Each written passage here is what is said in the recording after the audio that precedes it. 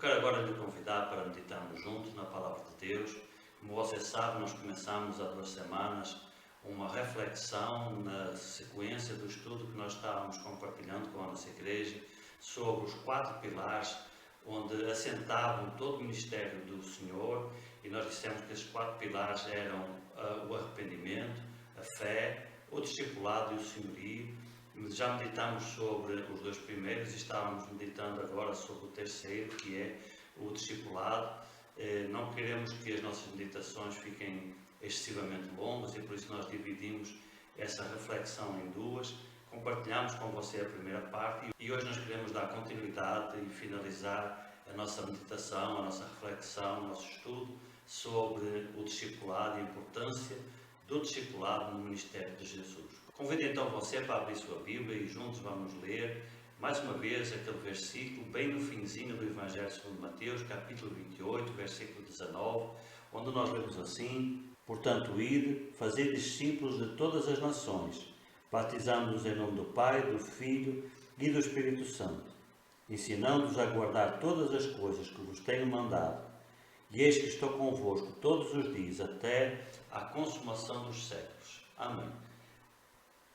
É dessa forma que o evangelista Mateus, citando o Senhor, já depois da sua morte e ressurreição, quando o Senhor comissionou os seus discípulos e a nós para a obra do ministério, e o Senhor estabeleceu de uma forma muito clara os termos em que esse ministério devia de ser desenvolvido. A proposta do Senhor era para que os seus discípulos e cada um de nós possamos ir pelo mundo, pregando a palavra de Deus, anunciando o Evangelho, com o objetivo de fazer discípulos. Como nós temos dito, essa foi sempre a proposta do Senhor. O Senhor nunca convidou ninguém para ser membro, para ser crente, para ser cristão. Não, o Senhor convidava as pessoas para serem seus discípulos. Era esse o objetivo que o Senhor queria. Para Jesus, esse é o verdadeiro Evangelho. Para Jesus, essa é a verdadeira conversão. E é isso que nós temos pregado na nossa igreja nos últimos tempos, para que cada um de nós entenda que realmente ser um cristão é ser um discípulo.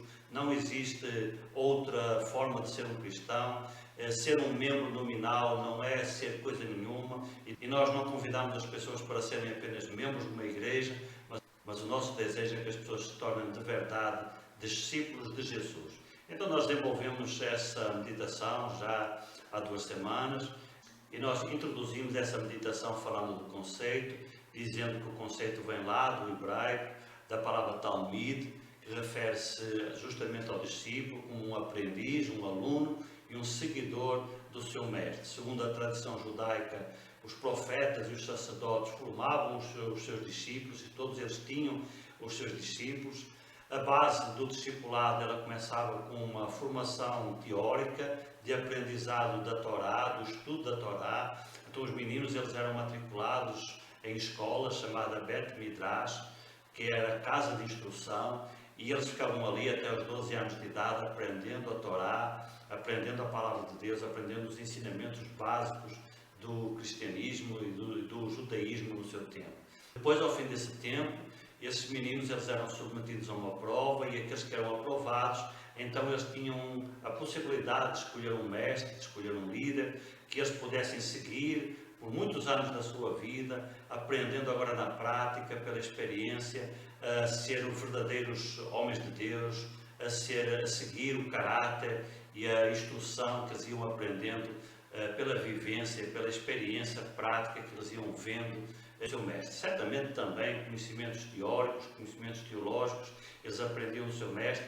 Então essa era a base do discipulado que era desenvolvido em Israel e que está na origem também do discipulado que o próprio Senhor desenvolveu. E nós falamos também acerca de homens de Deus da Bíblia que tinham também os seus discípulos. Um deles foi Eliseu foi discípulo de Elias. Falamos também acerca de Paulo. Paulo tinha sido instruído aos pés de Gamaliel, então Paulo era um discípulo de Gamaliel.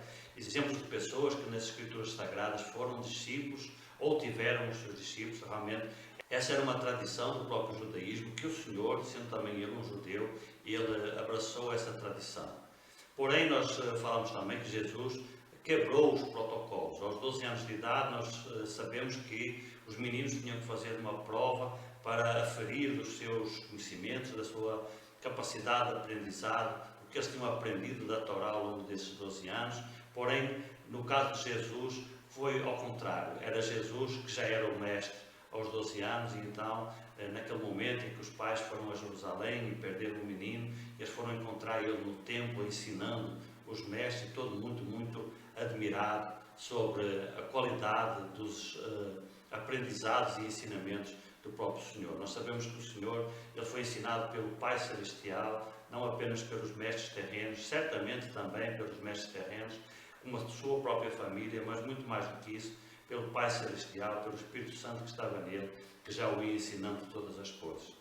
Também falamos sobre o ministério do Senhor e dissemos que ele também aí foi bem diferente daquilo que era a cultura do discipulado do seu tempo, e nós falamos acerca da forma como Jesus escolheu os seus discípulos, e dissemos que ele não foi na Bet Midrash escolher os seus discípulos, ele não foi escolher os seus discípulos entre os aprovados, não, ele foi escolher os seus discípulos entre os reprovados, aqueles que não tinham dado certo lá naquela escola e em consequência foram para a vida secular. Foi justamente desses que eram chamados uns indoutos que Jesus escolheu os seus seguidores mais próximos, os seus seguidores mais fiéis.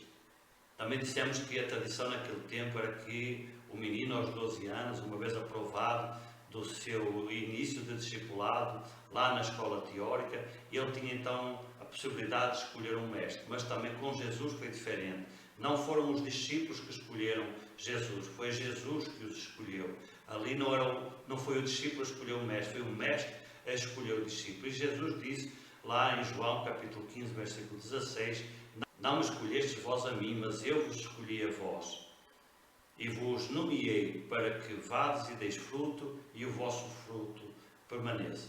Terminamos a nossa meditação de há 2 semanas falando acerca do que é ser um discípulo, e nós falamos acerca de 2 princípios básicos do discipulado que eu e você precisamos ter para ser verdadeiros discípulos, e um deles é a mente e o coração aberto para aprender, e o segundo também é sermos pessoas admoestáveis, pessoas que aceitam a correção, que aceitam a admoestação. Sem estas 2 características, ninguém podia ser um discípulo, e nós também não, se nós tivermos corações endurecidos, mentes fechadas, que não quer aprender, que não quer pôr em causa às vezes os seus próprios conhecimentos e aprendizados prévios, para deixar que eles sejam substituídos pelos ensinamentos da Palavra de Deus.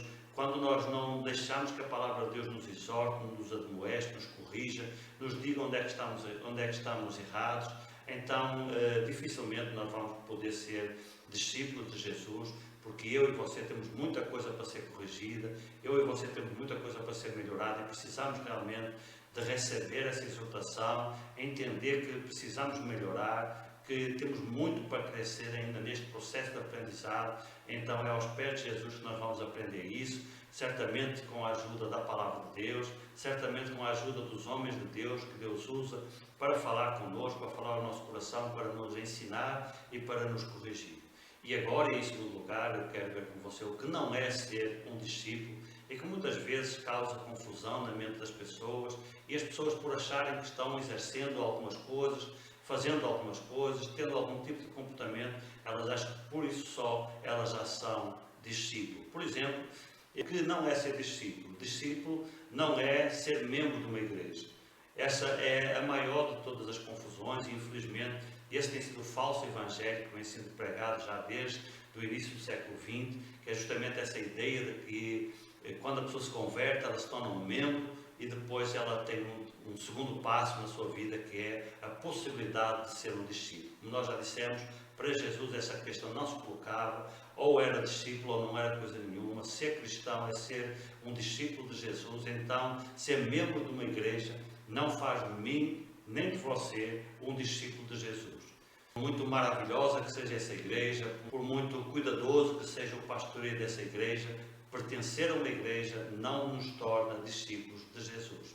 O O que nos torna discípulos de Jesus é uma atitude de consagração, dedicação ao nome do Senhor, à palavra do Senhor, ao ministério que o Senhor tiver na nossa vida, é querer seguir Jesus verdadeiramente na nossa vida, não é pertencer a uma placa de igreja, não é pertencer a uma denominação, seja ela qual for, por mais nobre e maravilhosa e íntegra e biblicamente formada que ela possa ser, isso não faz de mim nem de você um verdadeiro discípulo. E isso tem sido a grande confusão que muitos têm sido falsamente ensinados, de que para ser um cristão basta você pertencer a uma igreja, mas isso não é verdade. Para ser um cristão você precisa realmente ter um coração aberto para querer Jesus de verdade na sua vida. Não apenas aceitar Jesus como seu Salvador, ter um momento de arrependimento, ter um momento que vai à presença de Deus. Muitas vezes não é nem a pessoa que vai, alguém ora por ela, a pessoa apenas segue uma oração e acha que com isso ela já se torna um cristão. É verdade que esse é muitas vezes o primeiro passo para a vida do verdadeiro discipulado, porém só isso sozinho não me torna um discípulo. Outra confusão também é nós acharmos que conhecer a palavra de Deus, conhecer a obra de Deus, conhecer alguma coisa da história da igreja, faz de mim ou de você um verdadeiro discípulo. Conhecimento também não faz de nós verdadeiros discípulos. Por muito que nós possamos conhecer das Escrituras, isso também não faz de mim nem de você um verdadeiro discípulo. Lembra o ensinamento que nós compartilhamos com você sobre o início da vida discipulado? Aqueles meninos iam para a Bet Midrash, para a casa de conhecimento, aprender das Escrituras. O seu conhecimento era muito alto. Nós sabemos que havia jovens que no final desses 12 anos eles sabiam o Pentateuco de cor, citavam os 5 primeiros livros da Bíblia sem estar lendo. O conhecimento deles era realmente muito alto, mas isso não fazia deles um verdadeiro discípulo. O que fazia deles um verdadeiro discípulo era depois a vida de caráter que eles iam aprender com o seu mestre, com o seu discipulador, com aquela pessoa que eles iam agora seguir ao longo de vários anos, aprendendo a ser na prática o que é verdadeiramente ser um discípulo. Então, conhecer muita coisa das Escrituras não faz de mim um verdadeiro discípulo. O que faz de mim um verdadeiro discípulo é eu me dispor a aprender do meu mestre, a seguir o seu exemplo, a andar no seu caminho, a andar nos seus passos, a aceitar a sua correção, a sua admoestação. Isso é que faz de mim um verdadeiro discípulo. Também se confunde muitas vezes o discipulado de Cristo com o discipulado de lideranças. Nós sabemos que as igrejas têm os seus líderes e os seus pastores, muitos deles homens de Deus, verdadeiros homens íntegros, honestos, seguidores de Cristo, verdadeiros discípulos de Cristo, e alguns de nós começam a sua carreira cristã sendo um discípulo de um desses homens. Isso não tem nada de errado, como nós já dissemos, vários exemplos nós encontramos nas Escrituras de homens que tiveram os seus discípulos ou foram discípulos de alguém. Porém, isso sozinho também não faz de nós discípulos de Cristo. Por muito maravilhoso que seja o seu pastor, o seu líder espiritual, de tal maneira que você se espelhe nele, você deseje seguir o seu exemplo, isso também não vai fazer de você um discípulo de Cristo. Para ser um verdadeiro discípulo de Cristo, você tem que querer seguir, além do exemplo desse homem de Deus, você tem que querer seguir, mais do que tudo, o exemplo do próprio Cristo, o exemplo do próprio Senhor na sua vida. E ainda também as pessoas que fazem um trabalho social na igreja, também não temos nada contra, obviamente, muito pelo contrário. A igreja também tem essa missão de ajudar A igreja também tem essa missão de ajudar os necessitados e muita gente tem esse dom, esse chamado. A palavra de Deus chama a esse dom o dom de exercer misericórdia, o dom de ajudar o próximo. Pessoas que têm uma sensibilidade maior nessa área. Isso é maravilhoso, é um dom maravilhoso, mas também só isso não faz de mim e de você um verdadeiro discípulo. E são essas coisas muitas vezes que criam grande confusão na nossa cabeça, porque nós estamos fazendo alguma coisa na obra, porque nós estamos envolvidos na obra de Deus, porque nós estamos ajudando pessoas, porque nós conhecemos muita coisa da Bíblia, porque nós temos um líder espiritual que nós seguimos, ou porque nós pertencemos a uma igreja maravilhosa, então nós já achamos que está tudo bem com a nossa vida espiritual, que somos verdadeiros cristãos, mas infelizmente só estas coisas sozinhas não fazem de nós verdadeiros discípulos. É óbvio que você, para ser um verdadeiro discípulo, você também vai ser membro de uma igreja. Você, para ser um verdadeiro discípulo, você também precisa de aprender e de conhecer a palavra de Deus. Para você ser um verdadeiro discípulo, você também tem que respeitar as suas lideranças, talvez até ser discípulo de um homem de Deus. E também você precisa se envolver com a comunidade que está à sua volta, em particular os mais carenciados. Isso também faz parte da vida do homem e da mulher de Deus. Mas, antecedendo tudo isso, nós temos uma vida espelhada no exemplo do nosso Mestre, do nosso Senhor, aquele a quem verdadeiramente nós queremos seguir, na vida do qual nós realmente queremos nos espelhar. Então a pergunta que se coloca é essa: você é um verdadeiro discípulo? Eu estou sendo um verdadeiro discípulo? Nós precisamos colocar essa pergunta a nós mesmos e encontrar uma resposta sincera nos nossos corações e na nossa mente. Lá em Efésios capítulo 4, versículo 21 a 32, nós temos ali um conjunto de instruções que nos mostram o que é realmente ser um verdadeiro discípulo. Ser um verdadeiro discípulo implica mudar de vida. Ter uma vida completamente diferenciada, desprendida dos valores do mundo, desprendida dos conceitos e das práticas deste mundo, mas uma vida realmente regrada pelos valores da palavra de Deus, uma vida realmente que faça a diferença, que tenha algum diferencial, que as pessoas possam olhar e ver em nós pessoas diferentes de alguma forma. Veja o que diz lá, Efésios capítulo 4, versículo 21 a 32, e veja as implicações práticas que ser um verdadeiro discípulo tem na nossa vida. Diz assim: se é que o ouvistes e fostes instruídos nele. Note, começa pela instrução. Você ouviu acerca de Jesus e foi instruído por Jesus. Como está a verdade em Jesus. E vos despir no que diz respeito ao vosso procedimento anterior. Note, quando a gente ouve e aprende de verdade a palavra de Deus e recebe a correção da palavra de Deus, a gente começa a abrir mão, a se despir dos nossos velhos comportamentos, dos nossos velhos procedimentos, aquilo que a palavra de Deus chama do velho homem, que se corrompe com as suas cobiças do engano, e vos renovar no espírito da vossa mente. Olha, começa num trabalho agora aqui na nossa mente, renovando o nosso pensamento, renovando as nossas ideias, as nossas convicções, e vos revestir do homem novo, que segundo Deus foi criado em justiça e santidade da verdade. E por isso, renunciando à mentira, agora nós vamos ter uma série de exemplos práticos do que é ser um verdadeiro discípulo. Aquela pessoa que realmente muda de vida por causa do seu mestre, porque ele quer seguir o caráter e as características e as virtudes do seu mestre. E ele diz então: por isso, renunciando à mentira, falei a verdade. Note, se a pessoa tem essa tendência para mentir, ela começa a ser trabalhada para que ela pare com isso, para que ela deixe de ser uma pessoa que fala mentiras, que alicerça a sua vida na mentira e comece a falar a verdade. Cada um fala a verdade com o seu próximo, pois somos membros uns dos outros. Irai-vos e não pequeis. Existem situações que nos criam realmente indignação, situações de injustiça, porém nós temos que ter cuidado com a forma como vamos administrar essa ira. Porquê? Porque é muito fácil a gente perder o controle e entrar além dos limites, extrapolar além daquilo que é necessário. Não se ponha o sol sobre a vossa ira, não deis lugar ao diabo. Olha o que a palavra de Deus diz: quando nós alimentamos a raiva, quando nós alimentamos a ira, nós estamos dando lugar ao diabo. E quando diz não se põe ao sol, quer dizer que até a hora que a gente pôs a cabeça no nosso travesseiro, nós temos que resolver essas questões que estão pendentes na nossa vida. Aí continua falando mais exemplos. Aquele que furta, não furte mais.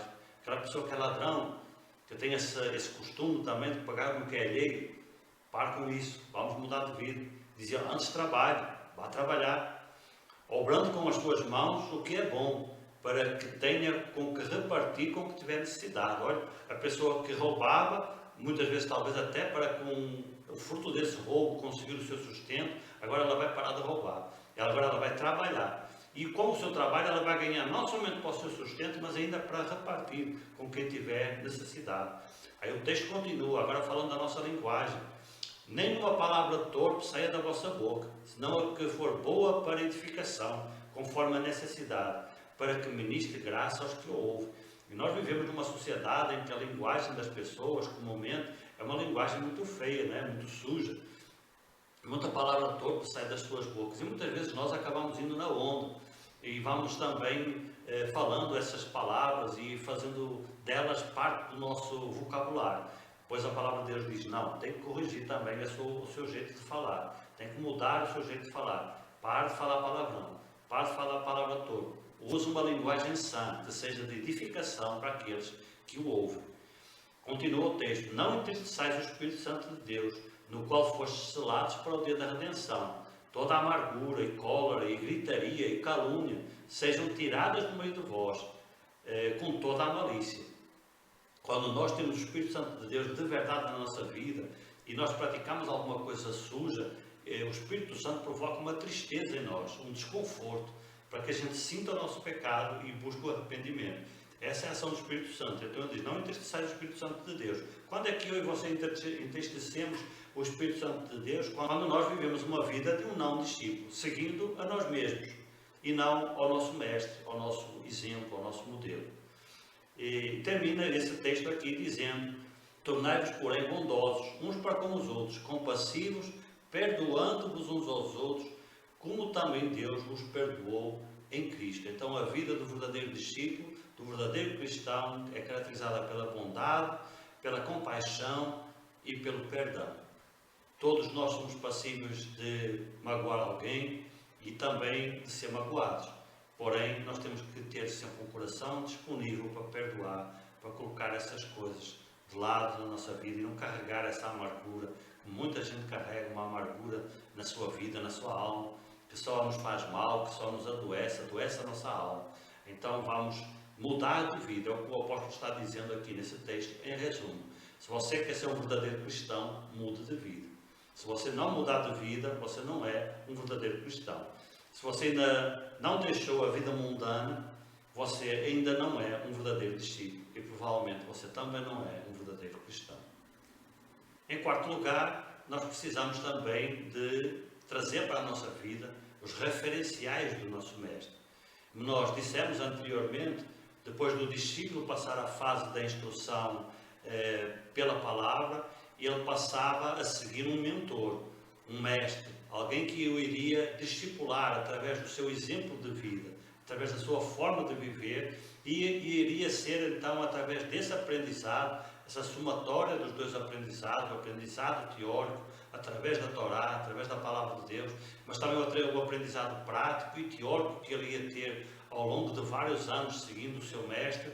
Isso iria formar nele um verdadeiro caráter de um homem de Deus, de um homem referencial para a sua sociedade. Este é o caminho para o verdadeiro discipulado e continua sendo o caminho para o verdadeiro discipulado até hoje. Nós precisamos de nos agarrarmos à Palavra de Deus, aprendermos através da Palavra de Deus e também nos agarrarmos, também através da Palavra de Deus, nos agarrarmos ao modelo do nosso mestre, do nosso mentor, que é Cristo, que vai formar então em cada um de nós um verdadeiro caráter cristão, uma verdadeira atitude diferente em relação à sociedade que nos rodeia, que é a atitude de Cristo na nossa vida. Então, nesse sentido, o mestre ele era um referencial para os seus discípulos. E por isso o discípulo absorvia as características mais marcantes do seu mestre. Todos os pontos fortes do mestre, o discípulo muitas vezes acabava absorvendo também para a sua vida essas características. Por isso a pessoa olhava para o discípulo e dizia, essa pessoa é um discípulo de fulano. Eliseu era um discípulo de Elias. Por quê? Porque Eliseu aprendeu com Elias.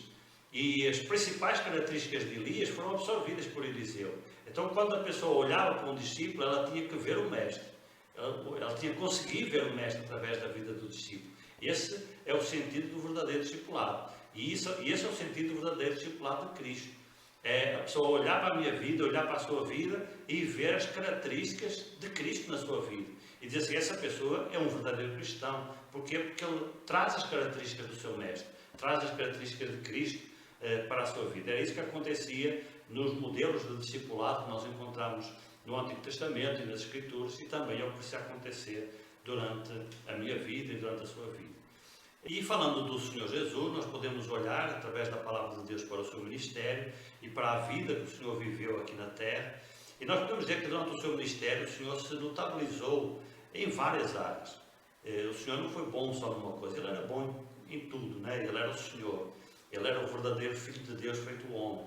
E várias dessas áreas se tornaram características marcantes do seu ministério. Por exemplo, os seus ensinamentos, a qualidade dos seus ensinamentos era totalmente diferente daquilo que era ensinado nos seus dias, e mesmo até os seus adversários reconheciam uma qualidade muito além dos seus ensinamentos.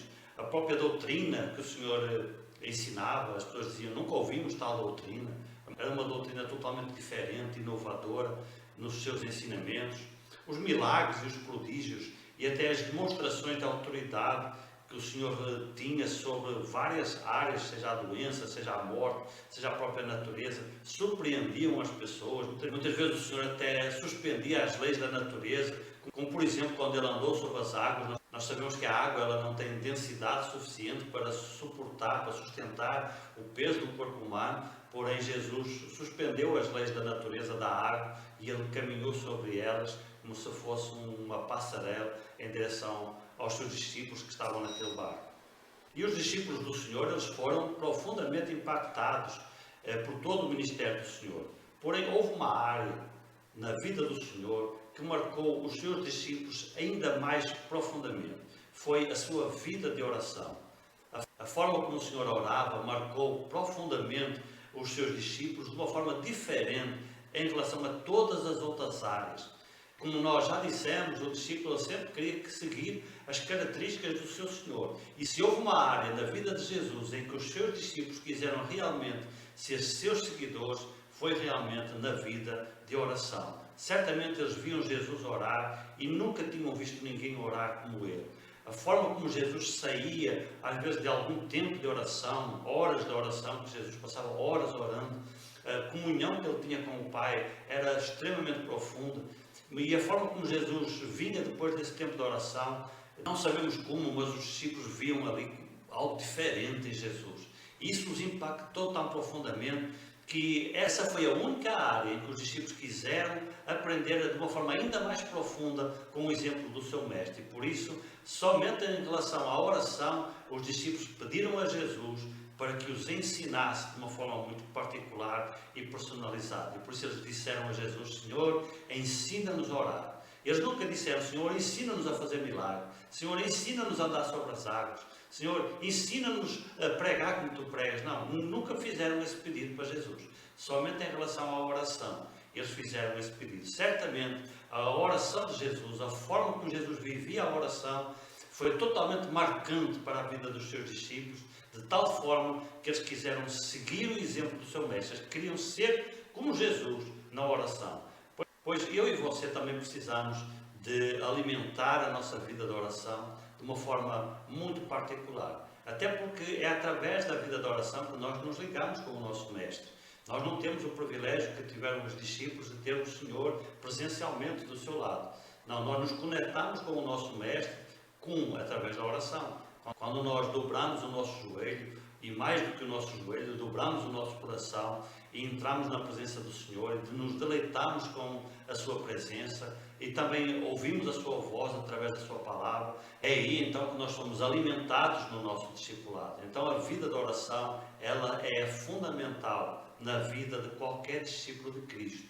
Você, se for um discípulo de um líder religioso, de um homem de Deus, com certeza você vai querer ter comunhão com esse homem. Como é que você vai aprender o seu exemplo se você não tem comunhão com ele, se você nunca está com ele, se você nunca se aproxima dele? Como é que você vai conseguir seguir o seu exemplo? É a mesma coisa em relação a Cristo, em relação a Jesus. Se eu nunca me aproximo de Deus, se a minha oração, se a minha vida de oração é uma vida fraca, relaxada, inconsistente, o meu discipulado vai ser muito fraco, ou vai ser um discipulado absolutamente inexistente. Então, assim como os discípulos, eu e você precisamos de desejar aprender com o nosso Mestre a viver uma vida de verdadeira oração, uma vida na presença de Deus, não apenas com flashes de oração, não apenas com alguns momentos às refeições ou quando a gente vai dormir, em que levantamos a nossa mente, o nosso coração à presença de Deus, mas são assim só uns flashes. Não, tem que ser uma vida bem mais consistente de oração na presença de Deus. Para nós sermos verdadeiros discípulos de Jesus, nós temos que andar perto dele. E a forma que nós temos de andar perto de Jesus é por meio da sua palavra, ouvindo a sua voz e por meio da oração, conversando com Ele. E o Senhor também conversa conosco em meio à oração. Então nós precisamos de alimentar realmente essa vida de oração na presença de Deus, para que realmente nós nos tornemos verdadeiros discípulos. Amém? Então, e em conclusão, esta é a terceira coluna forte, no qual alicerçou todo o ministério de Jesus, juntamente com o arrependimento e com a fé. O discipulado foi o terceiro pilar de todo o ministério de Jesus. Ele nunca buscou seguidores nominais para engrossar as suas fileiras. Não, o Senhor sempre escolheu pessoas para serem verdadeiros discípulos. O Senhor chama cada um de nós para sermos verdadeiros discípulos. E deixou até ainda um mandamento para mim e para você, para que não somente eu seja um discípulo, mas para que eu faça discípulos, para que cada um de nós agora saia e continue pregando a palavra de Deus, não apenas para que pessoas aceitem Jesus, mas para que pessoas se convertam de verdade e se tornem verdadeiros discípulos de Jesus. Esta é a essência da igreja. Esta é a verdadeira razão de ser para que a igreja do Senhor continue sobre toda a face da terra. É este o ministério, é este o chamado, é este o mandamento que o Senhor tem para a minha e para a sua vida. Então, meu querido, seja um verdadeiro discípulo. Se foque na sua vida em se tornar um verdadeiro discípulo de Cristo. E sendo um verdadeiro discípulo, você também vai ser um obreiro, você também vai ter um ministério. Pode ser em diferentes áreas, mas todas elas vão contribuir para que o Evangelho seja pregado e discípulos sejam feitos para a glória do nosso Deus. Discípulos para Jesus, não apenas discípulos para você, mas discípulos, principalmente discípulos de Cristo. Que eu e você possamos então encarar estas verdades, esta terceira coluna do ministério de Jesus, como um verdadeiro objetivo de vida, para que eu seja cada vez mais um discípulo melhor, vivendo mais perto e seguindo mais de perto o exemplo do meu mestre, mas também para que eu sirva o meu mestre, pregando a sua palavra, anunciando o seu evangelho, para que outros queiram ser também discípulos de Jesus. Amém? Eu recebo esta palavra e que tudo seja para a glória do nosso Deus.